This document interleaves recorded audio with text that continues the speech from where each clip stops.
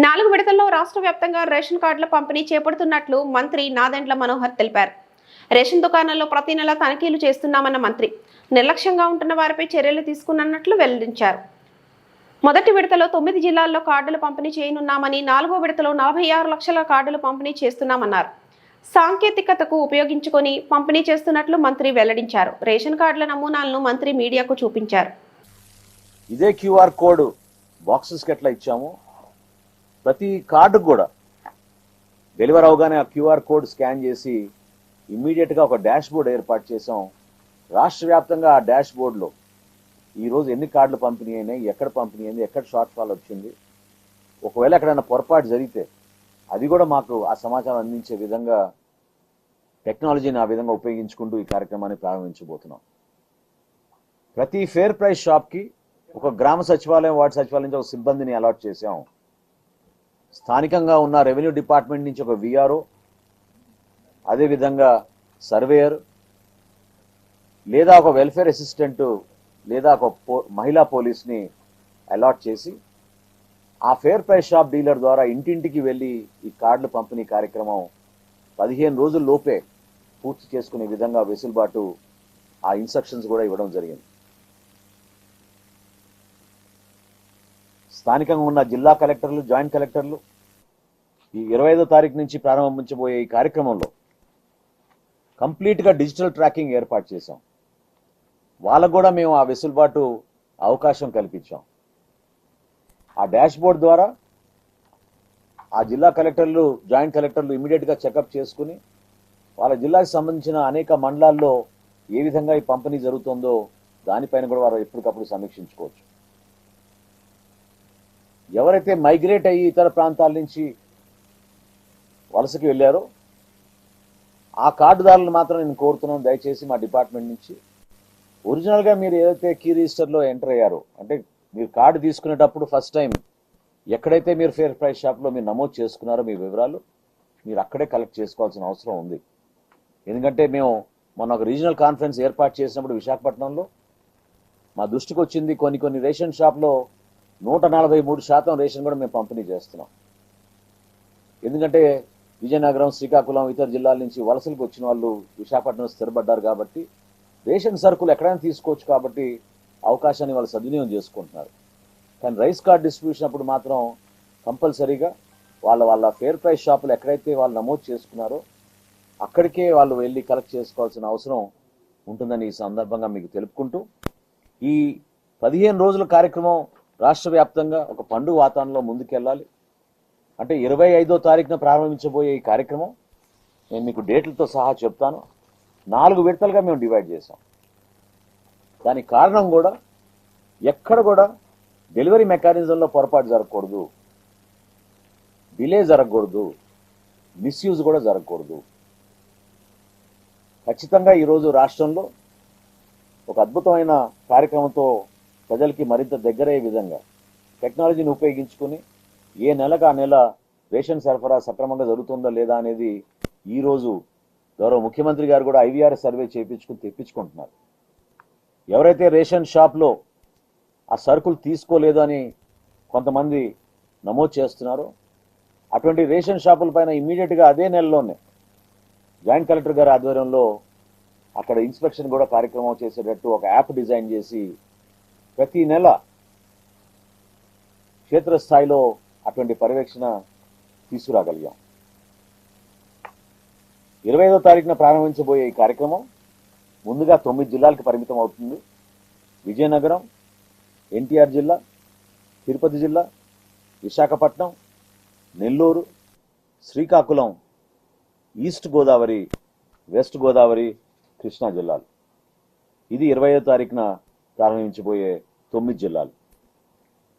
30వ తారీఖు నుంచి చిత్తూరు, కాకినాడ, గుంటూరు, ఏలూరు.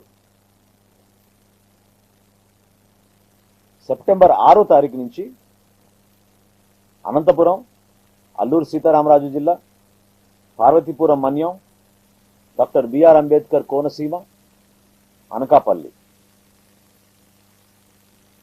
చివరి దశ 15వ తారీఖు నుంచి ప్రారంభించబోయే కార్యక్రమంలో బాపట్ల, పల్నాడు, వైఎస్ఆర్ కడప, అన్నమయ్య, శ్రీ సత్యసాయి, కర్నూలు, నంద్యాల, ప్రకాశం జిల్లా. సో మొదటి విడతలో ఈ 9 జిల్లాల్లో 53 లక్షల కార్డులు పంపిణీ చేయబోతున్నాం. రెండో విడతలో 23,70,000 కార్డులు పంపిణీ చేయబోతున్నాం.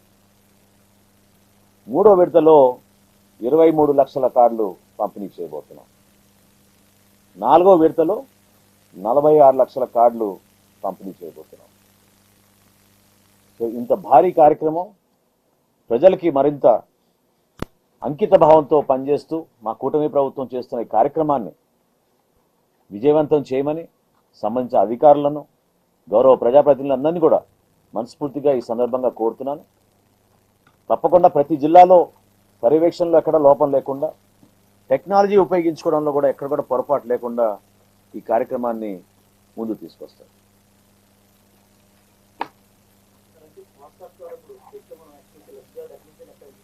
అవునండి, పోర్టబిలిటీ అలౌ చేసాం. మీరు ఏ రేషన్ షాప్కి వెళ్ళినా కూడా మీరు దాన్ని ఎక్కడ ఇబ్బంది కలగకుండా అందరికీ కూడా అవకాశం ఇస్తారు. శాంపుల్ కార్డ్స్ మీరు ఎవరికైనా తీసుకుంటారంటే యూఆర్ మోస్ట్ వెల్కమ్. అదేవిధంగా మీకు ఈ షెడ్యూల్ కూడా మీకు కాపీస్ ఇచ్చేస్తామండి. Thank you.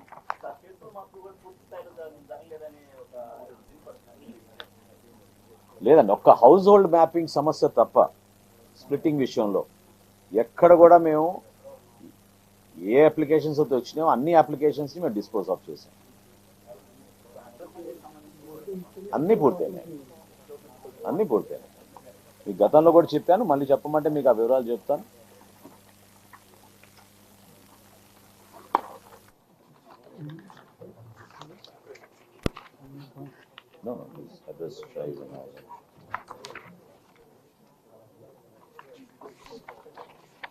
టోటల్గా మాకు 17,59,434 అప్లికేషన్స్ వచ్చినాయండి.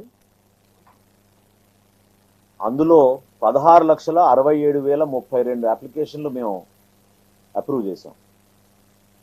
పెండింగ్ ఉన్నది 5%, 92,402.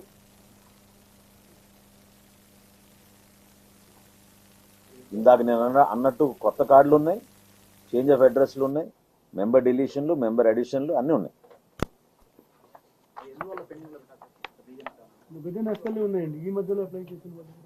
ఆన్గోయింగ్ ప్రాసెస్, నిరంతరంగా జరిగే ప్రక్రియ. నేను యాజ్ ఆఫ్ టుడే చెప్తున్నాను. నిర్ణయిస్తామండి. కంటిన్యూ ప్రాసెస్, ఆన్లైన్ అని ఎప్పుడైనా చేసుకోవచ్చు. నిరంతరంగా జరిగే ప్రక్రియ. ఏమండి,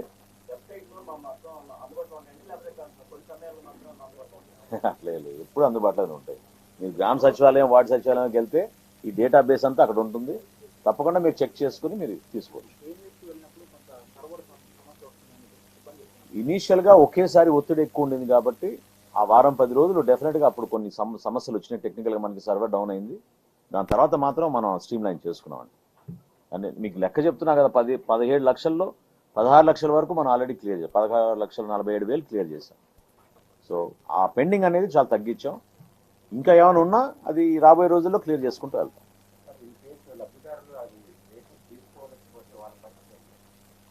లబ్ధిదారులు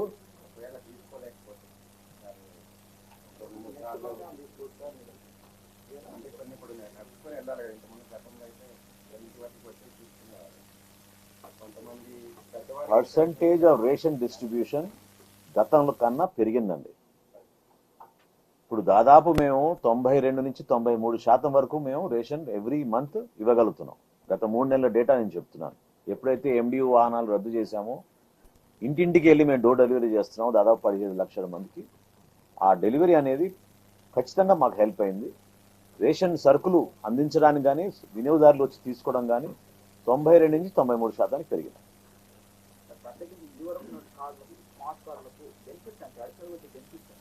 ఒకటేంటంటే మీకు ఏటీఎం కార్డ్ సైజ్ ఉంటుందండి ఇది. రెండోది, గతంలో మీకు మీ కార్డ్ నంబర్ కూడా కనపడేది కాదు. క్లియర్గా మీరు ఎక్కడున్నా దూరం నుంచి చూసినా మీకు కార్డ్ నెంబర్ కనపడుతుంది. మహానుభావుల ఫోటోలు లేవు, వాళ్ళ రంగులు లేవు. ఓకేనా, క్లియర్గా స్పష్టంగా ప్రభుత్వ చిహ్నాలు ఉన్నాయి. దాని తోడు క్యూఆర్ కోడ్ ఉంటుంది సెక్యూరిటీ కోసం. మీరు కూడా చెక్ చేసుకోవచ్చు. నేను మీకు అవకాశం ఇస్తున్నా, మీరు ఈ బాక్స్ తీసి మీరు ఈ క్యూఆర్ కోడ్ మీరు స్కాన్ చేస్తే ఇది ఎక్కడిది, ఈ బాక్స్ ఎక్కడికి వెళ్ళాల్సింది, అదేవిధంగా ఈ కార్డు ద్వారా కూడా మీరు చెక్ చేసుకోవచ్చు. సో ఎప్పుడైతే వినియోగదారులు ఉపయోగించుకుంటారో వాళ్ళ కుటుంబ సభ్యుల వివరాలతో సహా నమోదు చేసాం. అది తప్పకుండా మనకి రేషన్ డెలివరీలో సర్వీసెస్ మరింత ఇంప్రూవ్ అవుతాయి. ఇది ఒక ఐడి కార్డుగా మారిపోయింది కాబట్టి రైస్ కార్డు అందరికీ కూడా ఉపయోగపడే విధంగా ఈ ఏటీఎం కార్డ్ సైజులో మనం తీసుకొచ్చాం ఈరోజు. అంటే మేము ఐరిస్ రికగ్నైజ్ చేస్తున్నాం, బయోమెట్రిక్ రికగ్నైజ్ చేస్తున్నాం, ఆధార్ రికగ్నైజ్ చేస్తున్నాం. సో నాలుగు డిఫరెంట్ ఆపర్చునిటీస్ ఇస్తున్నాం మన రికగ్నిషన్లో. అక్కడెక్కడ పొరపాటు లేదు.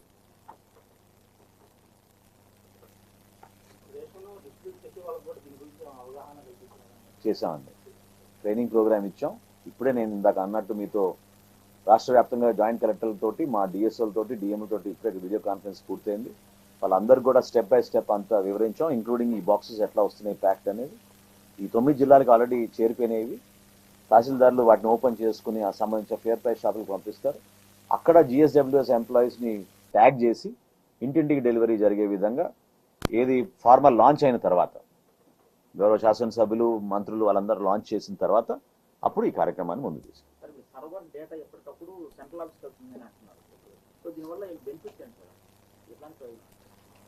అంటే జిఎస్డబ్ల్యూఎస్ ఎంప్లాయీ నమోదు చేసుకునే data, fair price shop dealer నమోదు చేసుకునే డేటా రెండు కూడా ఇంటిగ్రేట్ అయ్యి డేటా ఒకే చోటకు వస్తుంది. సో ఆ డాష్ బోర్డ్లో ఎప్పటికప్పుడు చాలా ట్రాన్స్పరెంట్గా, పారదర్శకంగా మనకి ఏ రేషన్ షాప్లో ఎంతవరకు సరుకు ఉపయోగించారు, ఎంతమందికి ఇచ్చారు, క్యూఆర్ కోడ్ స్కాన్ చేస్తేనే వస్తుంది. కాబట్టి ఆ వివరాలు కూడా చాలా క్లియర్గా మాకు ఉంటుంది. పిల్ఫరేజ్ తగ్గించడానికి చక్కటి అవకాశం. ఇప్పుడు నేను ఇందాక సోదరుడు అడిగినట్టు ఎంతమంది తీసుకుంటున్నారంటే 92 నుంచి 93. సో కనీసం 7-8% కార్డులు మాకు తిరిగి రావాలి కదా. ఆ విధంగా ఎప్పటికప్పుడు చెక్ చేసుకోవడానికి కూడా మాకు ఒక అవకాశం ఉంటుంది.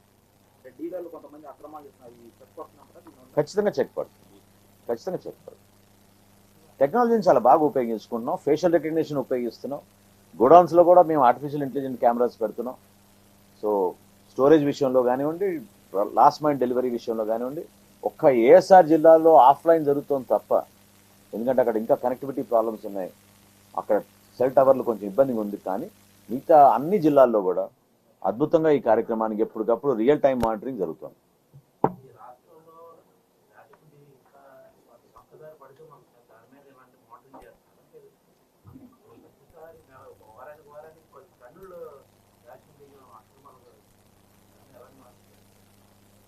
నంబర్ ఆఫ్ కేసెస్ గణనీయంగా పెరిగినాయి.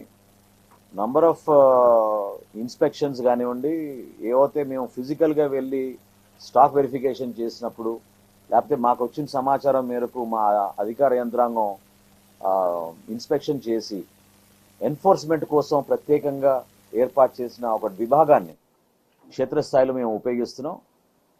మీరు అడిగిన ప్రశ్నకి డెఫినెట్గా రాబోయే రోజుల్లో ఈ పీడిఎస్ రైస్ స్మగ్లింగ్ అరికట్టడానికి కోసం అనేక చర్యలు చేపట్టాం. అందులో ఫస్ట్ స్టెప్ మేము తీసుకుంది ఏంటంటే ఈ సెక్యూరిటీ మెజర్. దీంతో పాటు మా కమిషనర్ గారు ఒక మంచి యాప్ డిజైన్ చేశారు. ప్రతి నెల ఇంక్లూడింగ్ జాయింట్ కలెక్టర్ ఇన్స్పెక్షన్స్ చేయాలి. కనీసం 4 ఇన్స్పెక్షన్లు జాయింట్ కలెక్టర్ స్థాయిలో, మా డిస్ట్రిక్ట్ అధికారులు ఎవరైతే ఉన్నారో, డిఎస్ఓ కానివ్వండి, డిఎం కానివ్వండి, వీళ్ళ స్థాయిలో 8 చేయాలి. ఆర్ఐలు, తహసీల్దార్లు కనీసం 10 చేయాలి. ఇట్లా ఒక సీక్వెన్స్ పెట్టి ప్రతి నెల ఒక యాప్ మేము గత నెలలో ప్రారంభించాం. ఇప్పుడే ఇంతకుముందు కూడా మేము దాన్ని మానిటర్ చేసి వచ్చాం. అటువంటి మానిటరింగ్ తోటి, అటువంటి టెక్నాలజీ తోటి ఖచ్చితంగా ఈ పీడిఎస్ రైస్ స్మగ్లింగ్ తగ్గించడానికి కోసం మేము చాలా బలమైన నిర్ణయాలు తీసుకుని ముందుకెళ్తున్నాం.